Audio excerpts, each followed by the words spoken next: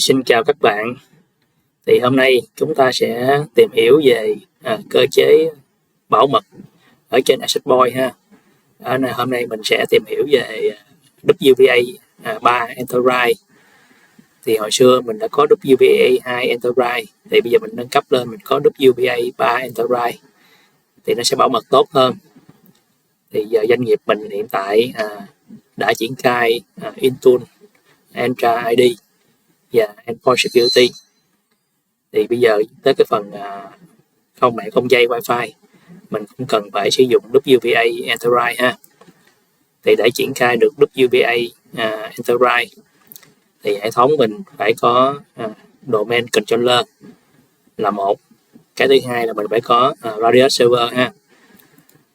Thì hai cái này mình có thể mua dịch vụ của Microsoft. Thì cái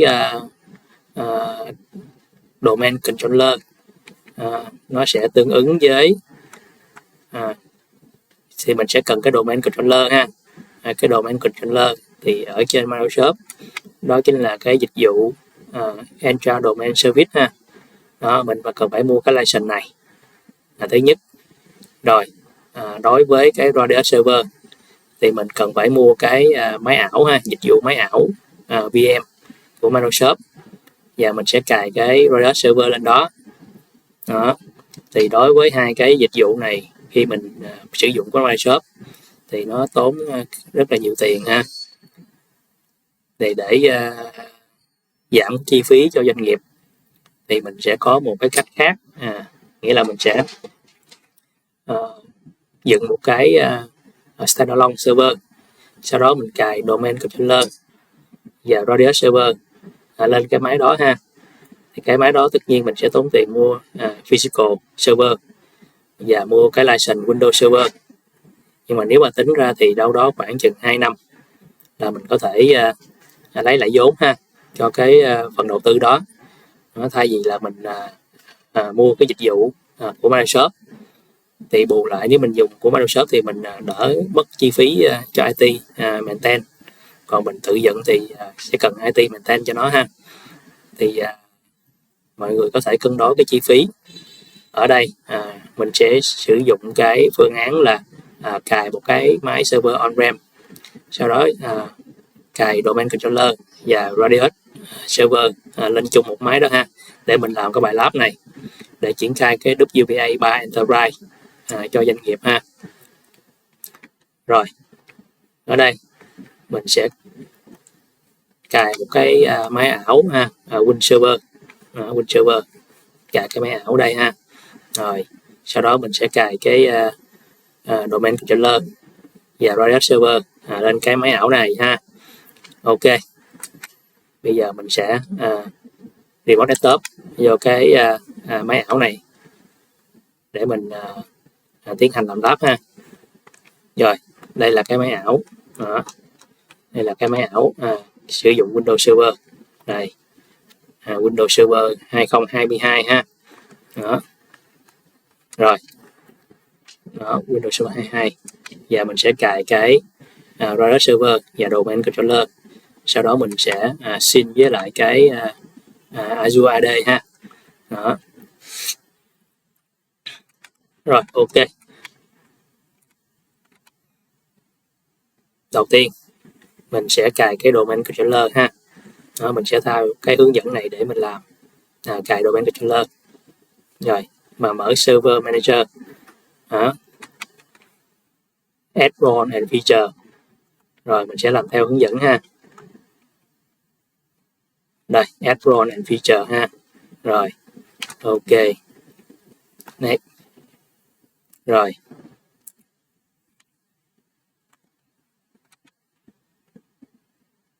mình sẽ tiến hành mình chọn cái Role Based or Feature Based Installation. Đấy, next luôn. Rồi tiếp theo chọn local là cái server này luôn ha.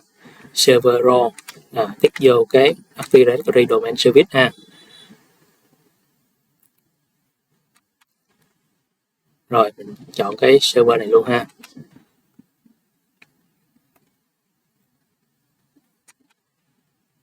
Active Directory Domain Service. Rồi, ok.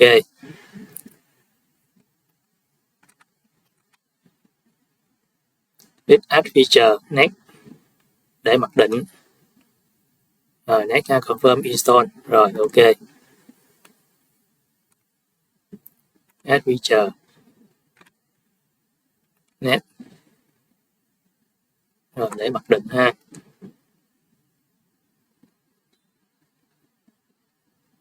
Rồi, install.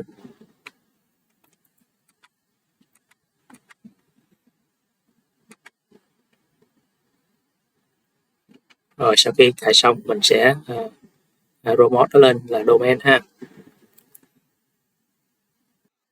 Rồi, ok, sau khi mình đã cài xong controller ha, thì và đã khởi động lại cái server này, thì bây giờ mình sẽ làm bước kế tiếp là promote lên domain ha.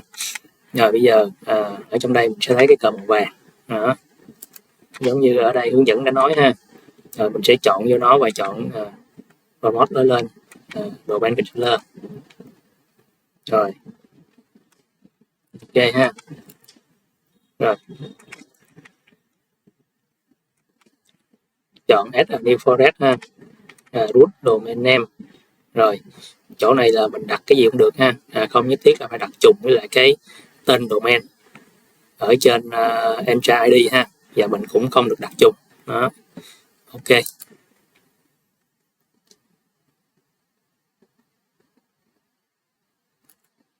Rồi mình chọn add new forest ha, đây. Rồi đặt tên, rồi đặt giống vậy luôn ha, lab.local hoặc là tên công ty mình .local ha. Ok, miễn là đừng có giống ở trên Entra ID thôi. Rồi net, chọn Windows Server 2022 domain function level giống trên, tích chọn DNS server và global catalog. Rồi chọn Windows Server 2022 có không? Không có 22. Mình chọn 2016 cũng được ha. Rồi vậy 2016 ok. Rồi tích chọn DNS server và global catalog, DNS server global catalog. Ok. Rồi password ha, là password admin của mình đó.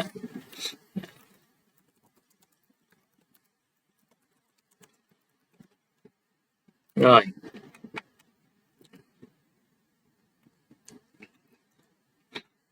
bỏ qua ha. Network name lab.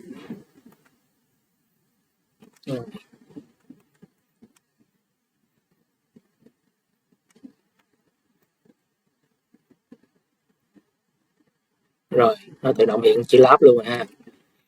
Rồi net. Rồi path là giữ mặc định.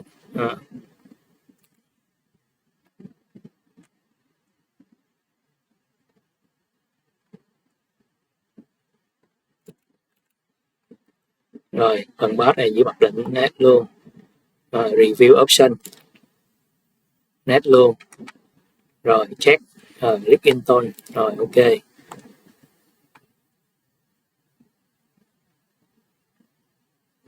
Rồi đợi xíu nó verify ha.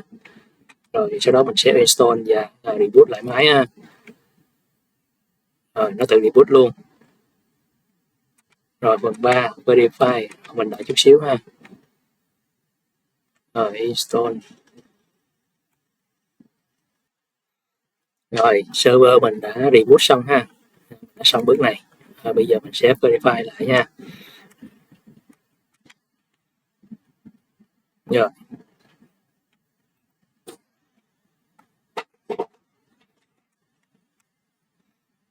Rồi mình đợi chút xíu ha. Rồi ok. Rồi mình đã thấy nè, AD, DS nè, DNS nè, có rồi ha. Đó có hai cái dịch vụ này rồi ha. Ok. Rồi mình thấy check bằng PowerShell cũng được ha. Đây copy.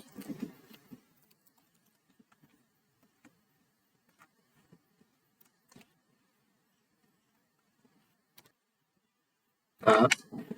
Ok, rồi có ha. Rồi bây giờ mình sẽ cấu hình DNS. Rồi trước tiên là cái máy server này của mình, vậy thì mình sẽ để IP tĩnh ha, mình không để IP động. Giờ mình sẽ set cái DNS về localhost ha, 127. Rồi ok, bây giờ mình sẽ kiểm tra.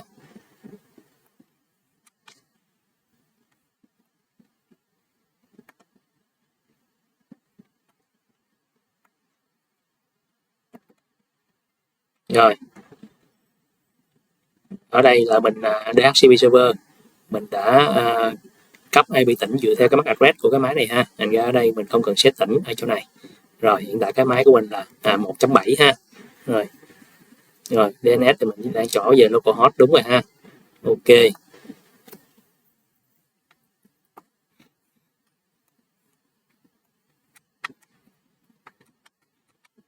rồi mình sẽ có mình DNS forwarder ha, để nó những IP nó không phân giải được thì nó sẽ đi hỏi cái DNS ở ngoài ha. Cụ thể đây là mình set là của Google ha, 8.8.8.8. Rồi mình sẽ mở dịch vụ DNS server lên. Giờ mình cấu hình forwarder.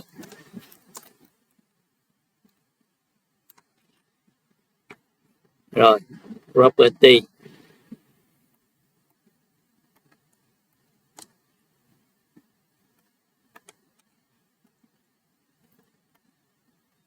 Rồi tab forwarder nè ha. Ok, rồi mình đã có 8.8 rồi, coi như xong ha. Rồi coi như là DNS là xong. Rồi tiếp theo mình sẽ tạo một cái user để mình sẽ test cái wifi ha.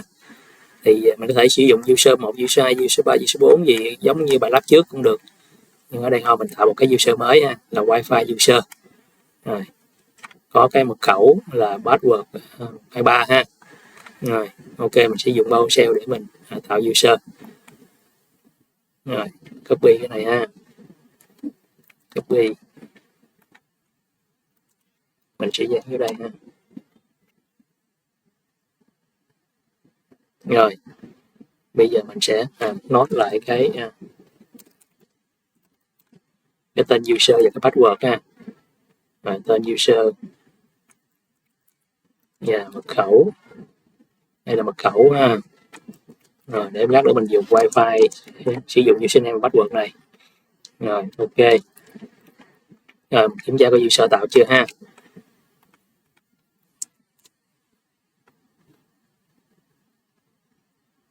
Rồi đã có rồi ha, enable luôn. Ok, rồi SID của user có luôn. Rồi tiếp theo mình sẽ cài tới dịch vụ Radius server ha.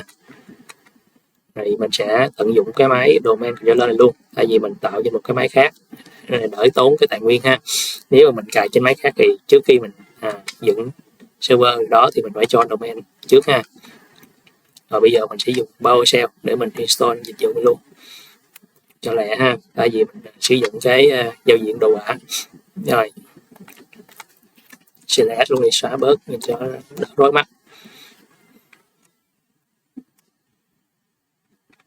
Rồi sau đó mình sẽ làm bước 2 là mình đăng ký cái Radius server vô AD ha.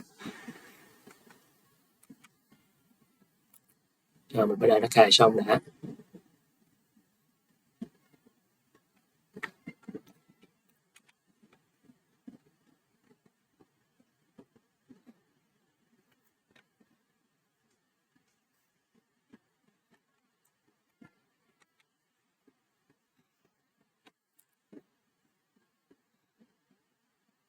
Ok, rồi mình sẽ mở NBS lên ha.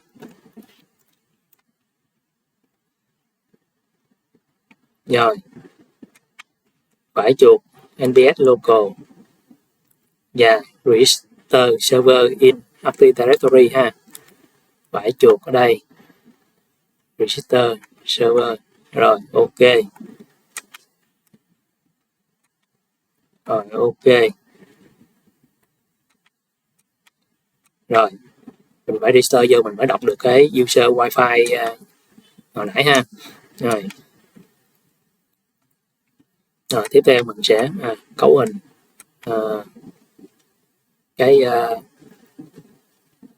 thiết bị access point của mình ha. Rồi ví dụ như trong bài của mình là ở nhà mình đang dùng cái access point của Cisco, nó có hỗ trợ WPA Enterprise ha, và cái IP của con Cisco AB đó là 1.15 ha. Đó, thì giờ mình sẽ đây, ví dụ mình vô 1.2.1.15.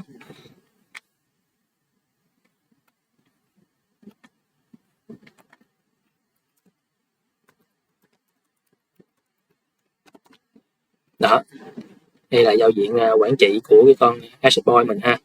Rồi. Ok, bây giờ mình sẽ tạo cái direct client ở trên cái NBS ha. Rồi, ok.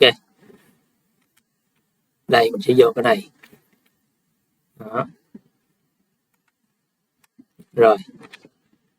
New ha.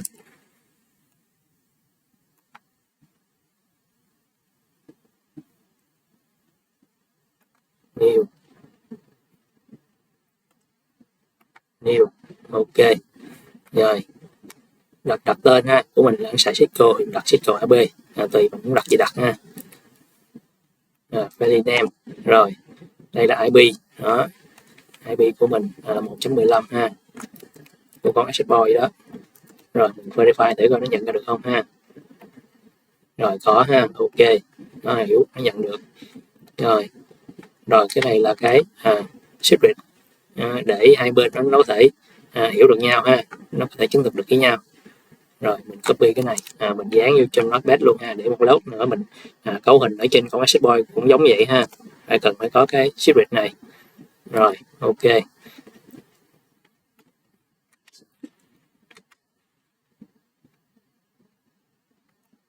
Rồi dán secret vô, dán lần nữa xác nhận. Rồi ok. Rồi mình đã tạo xong cái direct client ha. Rồi tiếp theo mình sẽ tạo một cái network policy. Rồi đầu tiên mình sẽ tạo một cái certificate 10 năm luôn ha. Đó. Rồi đây là câu lệnh PowerShell để tạo. Rồi copy.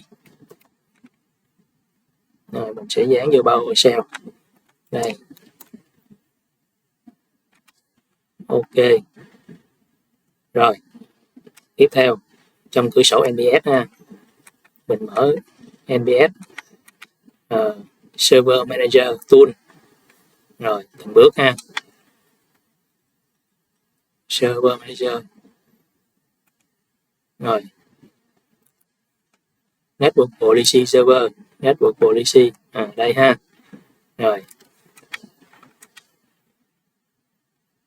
chọn New. Rồi New. Rồi mình đặt tên ha. Rồi mình đặt tên cho Wi-Fi Policy. Rồi dán vô ha. Rồi next luôn ha, ở đây mình để unspent. Rồi next. Rồi điều kiện chọn vô user group, chọn domain user ha, hoặc là mình có thể tạo ra một cái group user. Đó. Rồi add những user mà cho phép sử dụng Wi-Fi WPA Enterprise vô đó ha. Đó, thì ở đây thôi mình dùng domain user luôn, coi như là cho tất cả user luôn của domain luôn ha. Rồi user group add vô.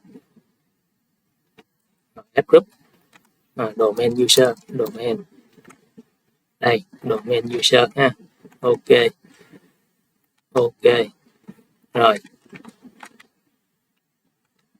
Rồi chọn permission.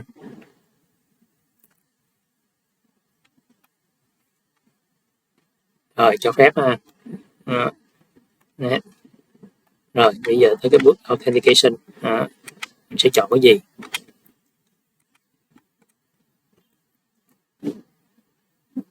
Giữ bip và cháp V2 ha.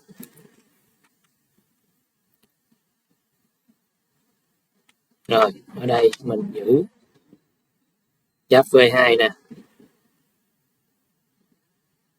mở này.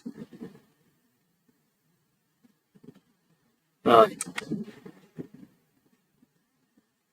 add vô bếp chat v2. Ok. Rồi edit bếp để chọn cái sơ ha. Rồi edit bếp, edit. Rồi chọn cái sơ. Rồi cái sơ đó, cái sơ này mình tạo đó tên là NPS server. Rồi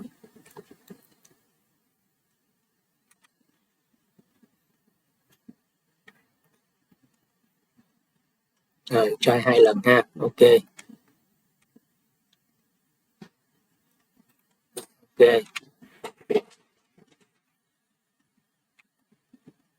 Rồi next, finish.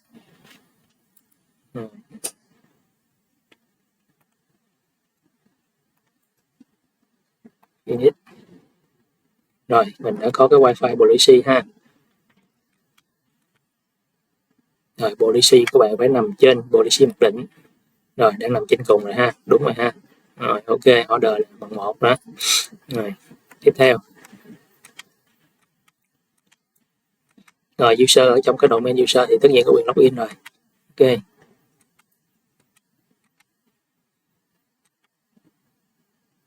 Rồi time đúng không?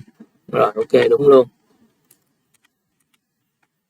Rồi bây giờ mình sẽ mở bọt của Riot là 1812 ha. Em phòng hờ thôi. Đó, ok.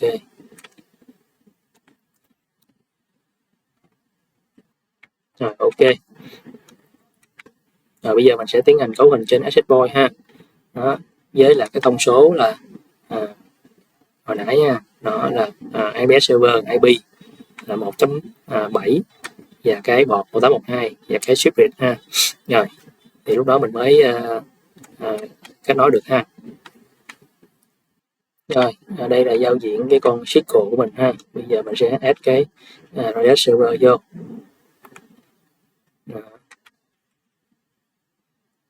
Rồi server là 192.168.1.7 ha, là cái server Riot đó. Rồi share secret, share secret là nãy hồi nãy rồi share secret đây ha. Đây copy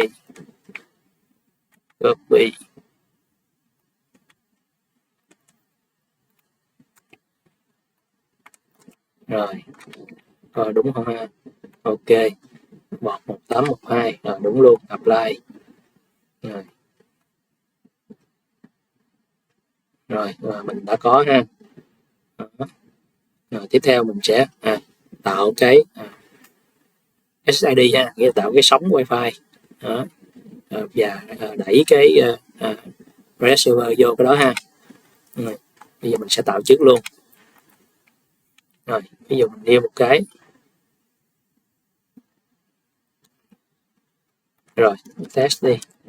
Ok.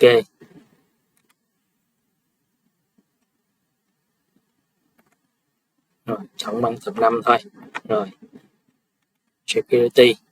Rồi bây giờ ở đây mình có UPA 2 Enterprise cũng được ha. Nói chung 3 với 2 là nó ok, nó cấu hình y chang nhau cả.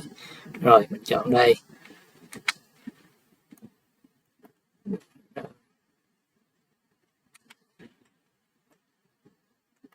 Eternal. Rồi bây giờ mình sẽ chọn cái server để mình tạo bên kia ha. Bấm vô đây. Đó, nó sẽ hiểu nè. Có cái nãy mình tạo nè. Apply. Rồi, có nè. Ok. Riot server. Rồi, lưu lại ha. Apply. Rồi, mình có một cái test này ha. Rồi, ok. Rồi, tiếp theo.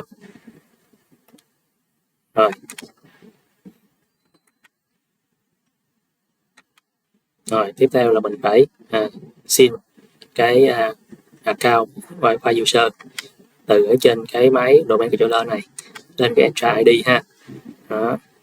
Rồi, bây giờ mình sẽ thấy trên Entra ID nó hiện tại là trong user nè. là chưa có cả cao wifi user ha, nó chưa có. Ok ha.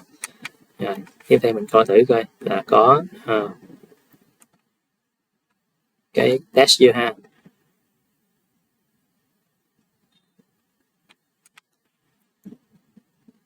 Đây có cái test mới tạo ra nè. Ok ha. Rồi tiếp theo,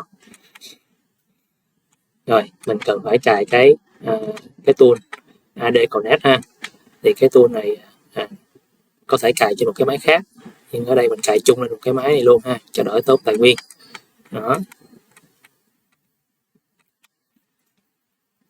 Rồi.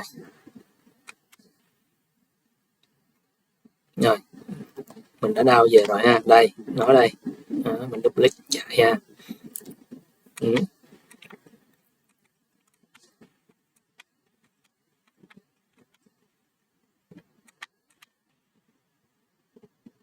Rồi nếu mà cài trên một cái server khác thì mình phải cho domain ha.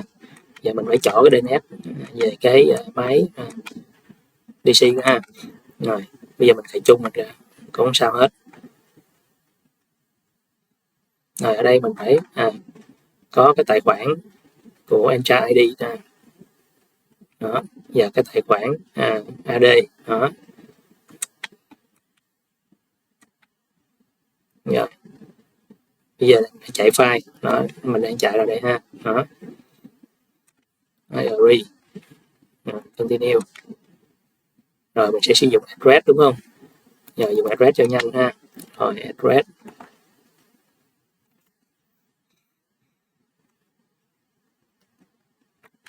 Rồi ở đây nó sẽ hỏi cái username của cái Entra ID ha, cái username mà có global admin á. Đó, đây có cái quyền global admin ha. Thì ở đây mình đã tạo một cái user tên là NBS ha. Đó, mình đã tạo sẵn rồi cho đỡ tốn thời gian. Và nó có cái role là global admin ha.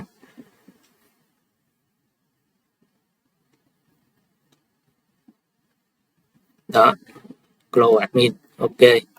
Rồi bây giờ mình sẽ reset password cho cái account này ha. Account này tên là NBS. Rồi mình copy trước cái này đi. Rồi mình dán vô đây. Rồi net ha.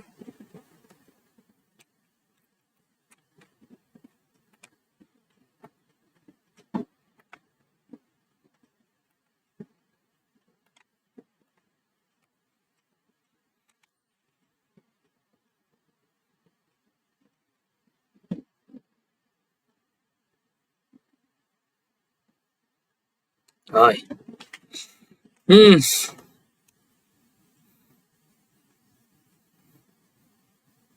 Rồi bây giờ vậy mình cần phải cài cái ROM ha.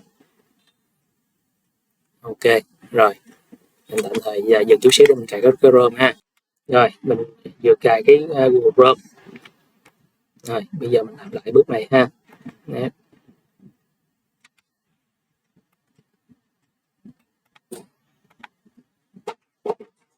Rồi mình sẽ cao. Đấy. Rồi một khẩu ha. Bây giờ mình sẽ reset cái rồi bây giờ mình sẽ reset password cho NBS nha. Reset password. Reset. Dán vô đây ha. In. Đọc password.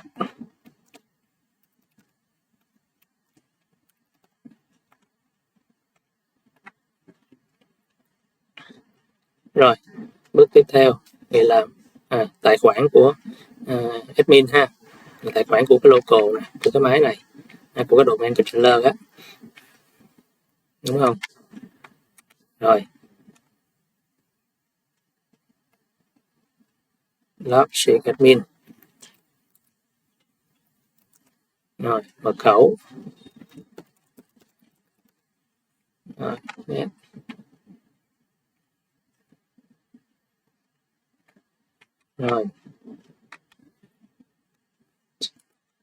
Rồi continue. Rồi ở đây không có nói ha. Lista synchronize.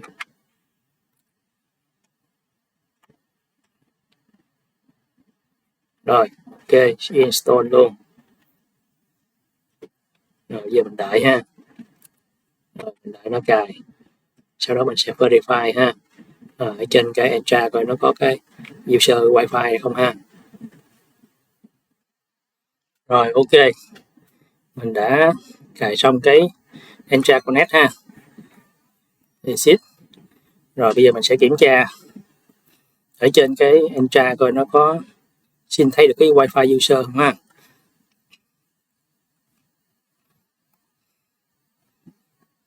Rồi mình ra là user nè. Đó.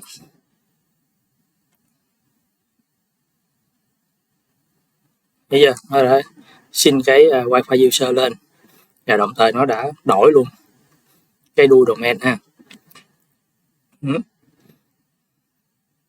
Nó đổi luôn cái đuôi domain theo cái primary domain ở trên đây ha. Đó. Thì bây giờ mình có thể, nếu mình có verify một cái domain thì mình có thể mình sửa lại ha cho nó ngắn bớt. Edit. Rồi ở đây mình chọn cái này cho nó ngắn này, lát nữa mình nhập cho nó dễ đỡ dài. Rồi save lại.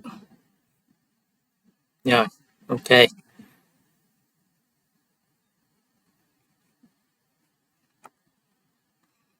Đó, domain phía sau nó tự đổi ha.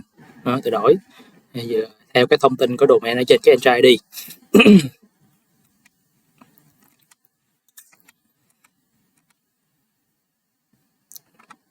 Rồi bây giờ mình sẽ xin nó ha, chứ không thì nó phải đợi 30 phút. Copy. Rồi thành công rồi ha. Ok.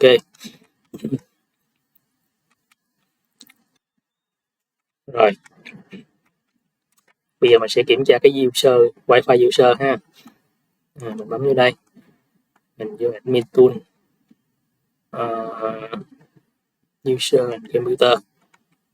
Rồi phần user đây ha, wifi user cao. Rồi ở đây mình chỉ thấy lab.local ha, mình không thấy cái domain của công ty mình đây ha. Rồi bây giờ mình cần phải thêm cái suffix ở đây cho nó hiện thêm một cái nữa thì mới được ha. Rồi ok. Rồi, bây giờ mình sẽ chạy của link này. Rồi bây giờ mình vô đây mình nói lại có không ha.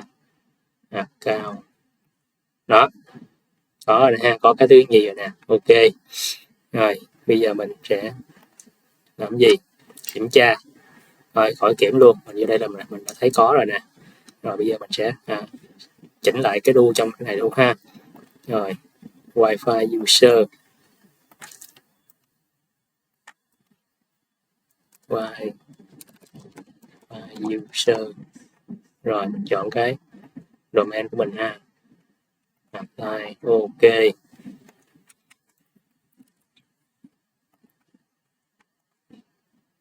Wifi user. Rồi bây giờ để troubleshoot thì mình sử dụng event viewer của Windows ha. Event viewer. Rồi mình sẽ chọn network policy and access service ha.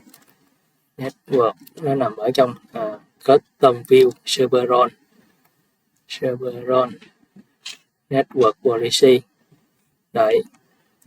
Rồi nó nằm trong đây ha. Đó.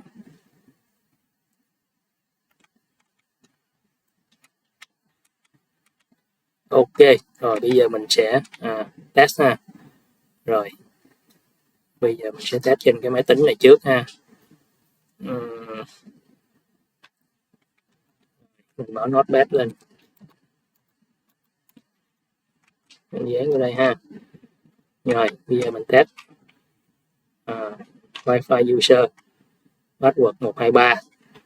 Rồi bây giờ mình phải import cái certificate vô cái máy Windows mà có card wifi để mình test ha.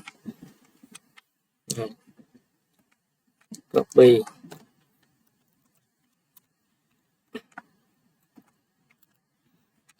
sơ, local version hồ sơ, version hồ sơ đó. Rồi export nó ra ha, không export private key. Rồi 64 export net. Rồi không export private key. Rồi chọn B64. B64 ha. Net. Rồi lưu về download đi, search. Ok, NBS đi, save lại, finish. Ok, rồi bây giờ mình sẽ copy cái sơ này vào cái máy bên đây ha. Đây, copy. Rồi mình bỏ ở ngoài desktop thôi. Rồi đây ha, có rồi đó. Rồi bây giờ mình sẽ import vô ha. Rồi import vào just root CA đó. Rồi just root CA. Rồi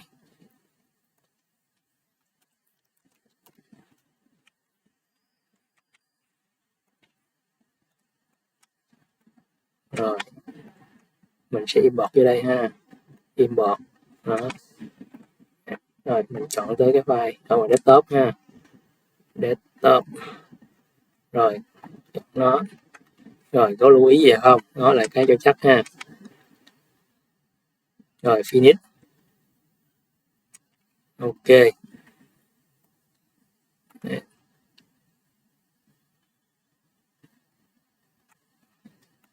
finish. Yes. Ok, 2014 nè, 10 năm đó, 2036 mới hết ha.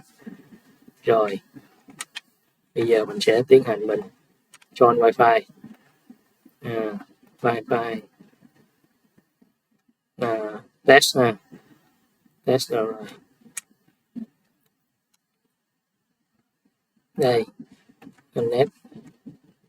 Rồi mình sử dụng password ha, wifi user, wifi user password ở này. Rồi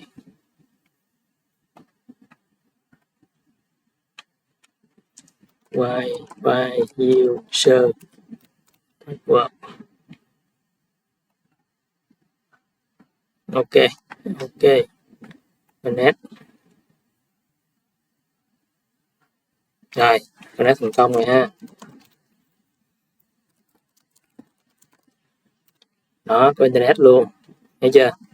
Ok, quá đẹp. Rồi như vậy là mình đã demo xong cái phần WVA Enterprise ha. Đó. Rồi ở trên điện thoại thì cũng giống vậy thôi, mình chọn nó thì lúc đó nó sẽ bắt mình import cái sơ vô, giờ mình phải adjust cái sơ đó. Còn trên máy Windows thì bắt buộc mình phải export.